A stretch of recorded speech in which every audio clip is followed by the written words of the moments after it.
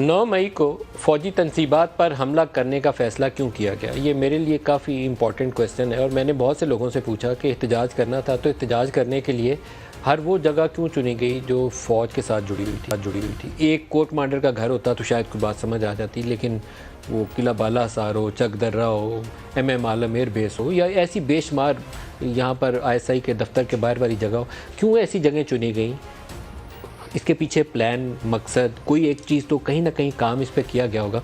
तो मैंने बहुत सारे ऑफिशियल से जब ये सवाल किया तो उन्होंने मुझे 2014 के धरने की मिसाल दी कि 2014 के धरने में क्या हुआ था। मैंने कहा जी क्या हुआ था बताइए। उन्होंने फिर धरने के पीछे कुछ चीज़ें बाद में लीक हुई थी। मुशाहिदुल्लाह खान, अल्लाह पाक उनकी मग़फ़िरत फरमाए, उन्होंने एक BBC को इंटरव्यू दिया था और उस इंटरव्यू की पादाश में उनकी वजारत चली गई थी। और फिर इसके ऊपर शुजा नवाज़ साहब ने अपनी किताब के अंदर तहरीर किया था कि एक फॉर्मर जो ऑफिसर थे ISI के, उनका क्या रोल था। वो तफसीलात जब सामने आप रखें और फिर कुछ रिटायर्ड लोगों से इनपुट लें तो आपको पता चलता है कि एक बिगर पिक्चर के अंदर उस वक्त कॉन्स्पिरेसी ये थी कि ये धरने के नतीजे में या तो उस वक्त के जो आर्मी चीफ थे जनरल राहिल शरीफ वो मार्शल लगा देंगे या उस वक्त के प्राइम मिनिस्टर को उठा के बाहर फेंक देंगे या कुछ ऐसी तनाव वाली कैफियत पैदा होगी कि उसके अंदर कुछ और लोगों के जो मकासद थे वो पूरे हो जाएंगे। ये उसका एक मकसद था। राहिल शरीफ ने नवाज़ शरीफ को उठा के बाहर नहीं फेंका, राहिल शरीफ ने मार्शल भी नहीं लगाया, तो उसके नतीजे में वो धरना आखिर में नाकाम हो गया और वो जो लोग जो ये हासिल करना चाहते थे मकासद, उनके मकासद पूरे नहीं हुए। 9 मई का एक हदफ जो मौजूदा आर्मी चीफ है जनरल आसिम मुनीर, वो मुमकिन तौर पर वो उसका हदफ हो सकते हैं।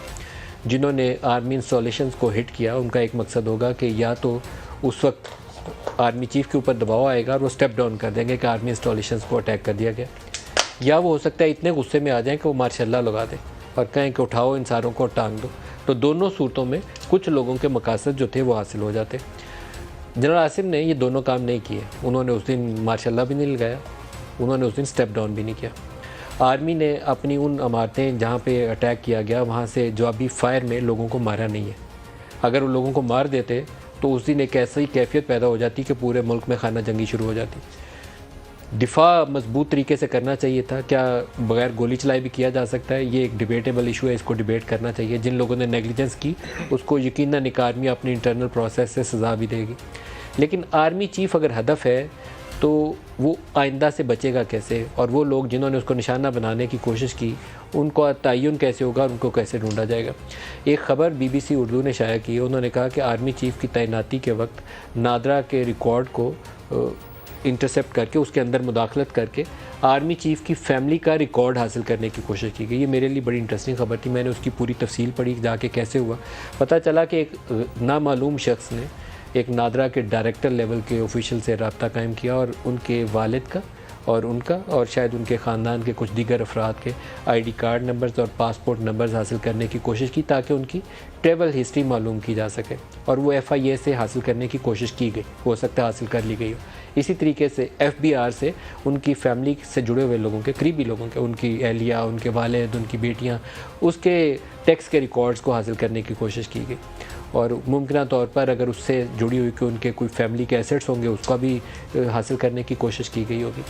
फिर मैंने सोशल मीडिया पे कुछ ऐसे लोगों के ट्वीट्स देखे जो ये बताते हैं कि उनके ससुर का ताल्लुक झंग से था या उनकी बेटी की शादी कहाँ से हुई। तो फिर मुझे एकदम से वो BBC की खबर के साथ उसका ताल्लुक जो था बड़ा खुल के सामने नज़र आता है। तो ये कॉन्स्पिरेसी है क्या, इसके पीछे कौन है और इसके एंड रिज़ल्ट क्या होंगे, ये तो मेरे आज के प्रोग्राम के टॉपिक का एक हिस्सा होगा। दूसरा एक ख़बर के ऊपर former prime minister Imran Khan ने आज ट्वीट किया। ख़बर थी एक बरतानवी अखबार की जिसके ऊपर उन्होंने कहा कि इस खबर ने यह कहा है कि मैंने जनरल आसिम मुनीर को एज DJ ISI इसलिए हटाया था कि वो मेरी फैमिली की करप्शन के कुछ सबूत लेकर मेरे सामने आए थे और मैंने इस बिना पर उनको हटा दिया। उन्होंने कहा ये बात गलत है, ना वो मेरे पास ऐसे कोई सबूत लेकर आए थे और ना मैंने इसकी सज़ा के तौर पर उनको हटाया। जब जनरल आसिम मुनीर को एज DJ ISI हटाया गया था 2019 में, तो उस वक्त के आर्मी के जिन लोगों से हम इनपुट ले सकते थे क्रॉस चेक करने के बाद, और मैं एक से ज़्यादा ऑफिसर से इस मामले में बात कर चुका हूँ जो आपको ख़बर देने अभी जा रहा हूँ, उन्होंने कहा कि जब बहरिया टाउन वाले रियाज मलिक से कुछ ट्रांजैक्शंस की डिटेल्स थी जो उस वक्त के DJ ISI ने इंटरसेप्ट की और उन्होंने जाके उस वक्त के army chief general Qamar Javed Bajwa को ये बात बताई कि ये बहरिया टाउन का जो रास्ता है या जो ट्रांजैक्शंस की डिटेल्स हैं ये फ़राग गोगी की तरफ और प्राइम मिनिस्टर हाउस की तरफ जा रही है। मैं उनकी अहलिया का या किसी के ऊपर इल्ज़ाम नहीं लगाता, क्योंकि जब तक वो चीज़ें आपने आंखों से ना पढ़ी हो नहीं बतानी चाहिए, लेकिन ये वो चीज़ें थी जो मुझे बताई गई। ये खबर, इसके ऊपर मीटिंग हुई उस वक्त के DGISI और उस वक्त के आर्मी चीफ के माबैन, और उसके बाद यही चीज़ें जो थी इमरान खान को एज़ प्राइम मिनिस्टर उनको आगाह किया गया। प्राइम मिनिस्टर, उस वक्त के प्राइम मिनिस्टर इमरान खान इसके ऊपर बहुत सीख पा हुए। फिर एक फॉलो अप मीटिंग हुई और वो कई घंटे के ऊपर जारी रही, जिसके अंदर उनकी तब्दीली का फ़ैसला किया गया जनरल आसिम मुनीर की एज़ DGISI। वहाँ से उठा के आई थिंक उनको गुजरांवाला कोर में एज़ कोर कमांडर भेज दिया गया था।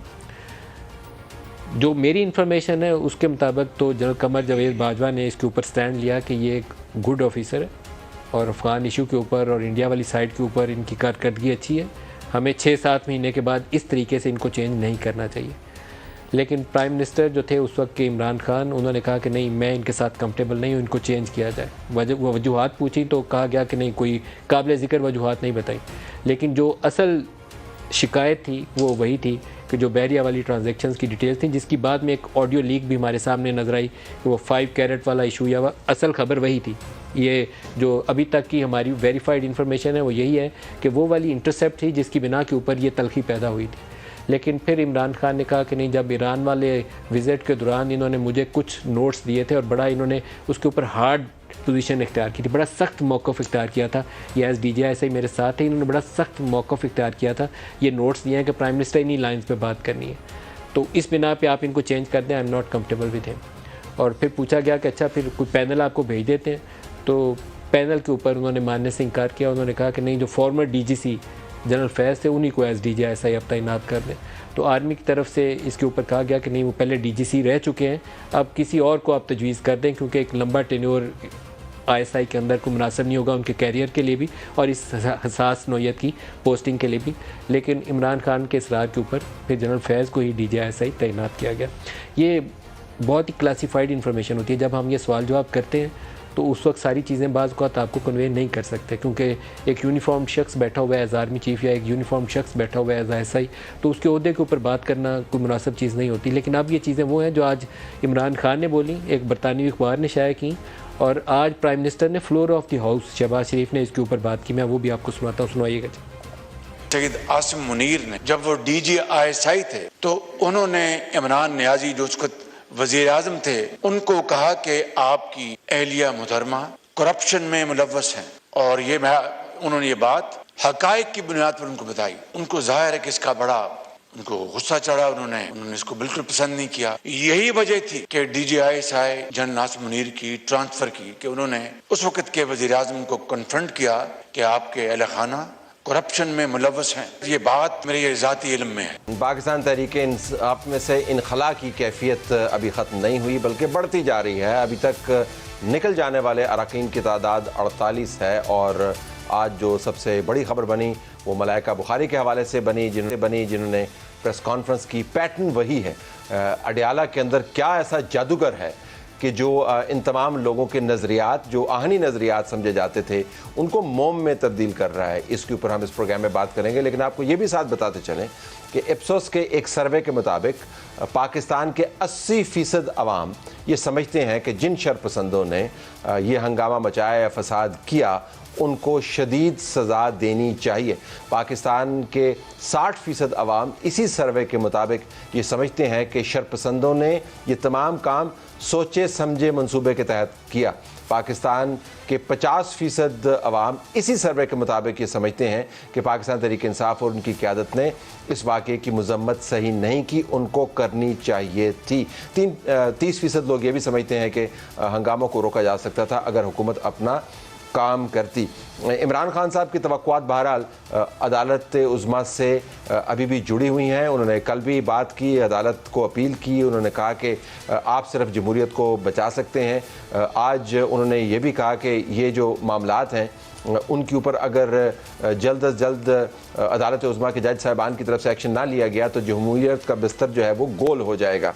अदालत ने आज ऑडियो कमीशन जो बना है, जो ऑडियो लीक्स को देख रहा है, उसके जिसके ऊपर हियरिंग फिक्स की है। 5 रुकनी बेंच बना है। मुझे तो अब आपको बेंच के मेंबरान के नाम भी बताने की ज़रूरत नहीं है, आप खुद ही फिल इन द ब्लैंक्स कर दें और आपने बिल्कुल ठीक समझा होगा। ये वही बेंच है जो बनता है, सिर्फ 2 नाम इजाफी हैं, वो भी कुछ जानने की ज़रूरत नहीं है। तो ये वो बेंच है जो बनता है पाकिस्तान में। अब देखना ये कि क्या इमरान खान की लड़ाई अदालत लड़ेगी या नहीं। हमारे पास स्टूडियो में नुसरत जावेद, सादिया अफजाल साहिबा मौजूद हैं और सलीम साफ़ी हमें 1 मिनट में अभी ज्वाइन कर रहे हैं। जब हम ये बात मुकम्मल करेंगे तो सलीम साहब आ चुके होंगे, बल्कि जब मैं बात कर रहा हूँ तो वो तशरीफ़ ले आए हैं। सलीम साहब आइए, तशरीफ़ रखिए। नुसरत, अगर मैं आपसे बात का आगाज़ करूँ, पहले तो ये मलाइका बुखारी का जाना ये बड़ा अहम है, क्योंकि मलाइका बुखारी लाइक शीरी मज़ारी तो नहीं थी, शी वाज़न्ट दैट लाउड, लेकिन वो परसिस्टेंट एक फ्रेम के अंदर मौजूद होती थी और बात भी करती होती थी। 9 मई के वाक़यात के ऊपर उन्होंने एक बाकायदा वीडियो जारी की, पीछे तराना लगा हुआ था। अब वो वापस आई हैं और उन्होंने कहा जी कि वहाँ पे गर्मी बहुत होती है और अगर आप एक दिन रहें तो आपको मसाइल का अंदाज़ा होगा, एंड शी लेफ्ट। सो इसकी क्या सिग्निफिकेंस, क्या हो रहा है अडयाला जेल में? नुसरत साहब, आप जो है ना, आपसे मुझे गिला है, मेरी बदकिस्मती, आपकी एज, आप मुझे जानते हैं, आपको पता है मुझे तीली कैसे लगानी है। अच्छा, बुलाते भी आप जुमेरात को हैं, वो जुमेरात में एंकर ना कि जुमा, हफ्ता, इतवार, फिर ट्रोल लूँगी। अच्छा, अभी मैंने लास्ट टाइम बात की, एक तो हमारे यहाँ मसला ये है, मैं जब पैदा हुआ था ना तो मेरी माँ जाहिल औरत थी, तो मैंने पहला लफ्ज़ उससे सीखा था कि जन्नत माँ के पाँव तले होती है। ठीक, लेकिन मुझे अब ये जो अमेरिका के पढ़े हुए फेमिनिस्ट हैं ना, मुझे यानी फेमिनिज्म सिखा रहे हैं कि मुझे औरतों की इज्जत नहीं आती। वो जो मैंने पिछली मर्तबा जी आपने तो मुहावरा बोला सदियों। सर, मैं आपसे अर्ज करता हूँ, मुझे सिखाओगे? I am Punjabi and I am not ashamed of it. मेरी तारीख यानी मेरी असातीरी किताबें क्या हैं, उसकी हीरोइन कौन है? हीर रांझा, रांझा हीर नहीं है, सोनी महिवाल, सस्सी पुन्नू, यू नो। आप मुझे बता रहे हैं भाई, मुझे इज्जत करनी आती है। मैंने just talked of a community जो गर्मी बर्दाश्त नहीं कर सकते, और उसके बाद क्या सच हुआ, यानी इट इज अमेजिंग कि उसके बाद जो सच साबित हुआ। और मैंने सिर्फ यही इल्तिजा की कि भाई ये गर्मी वाले, अगर बात सुने मेरी, मई में तो गर्मी शुरू होती है। और ये मई बड़ा ठंडा जा रहा है वैसे फिलहाल। इस्माइल में भाई कल यालाबारी हुई है, देखे जरा, आज सुबह भी हल्की सी हुई, ठीक है ना जी। अडयाला में भी पहुंची होगी बेचारी। तो आप मुझे ये बताइए, असल गर्मी तो होती है जुलाई में, 7 हफ्स भी होती है, ठीक है ना। तो अपनी मरती माँ छोड़कर भी आई थी, वो औरत नहीं थी, ठीक, मरियम नवाज की। मुझे अच्छा जी चलें, वो करप्ट थी। बेनज़ीर भुट्टो जब सखर की गर्मी में जो है वो मरती, उस वक्त तो वो अभी उसकी आसिफ जरदारी से शादी भी नहीं हुई थी ना, तो अपने बाप के लिए स्ट्रगल कर रही थी। मेरा सर, एक होते थे प्रोफेसर मुबारक हैदर, वो एक ज़माने में कम्युनिस्ट रहनुमा और वो आज़ाद नज़में वगैरह लिखते थे, आजकल अमेरिका चले गए हैं और वो ट्रम्प पे ही मान ले आए हैं और इस्लाम भी उन्होंने कबूल कर लिया दोबारा। उन्होंने एक नज़्म लिखी थी, वो भी कच्ची मट्टी का मादो था कि ज़रा से पानी से बह गया है। तो ये 11 दिन की गर्मी की मार है, ये उससे ज़्यादा की पार्टी नहीं।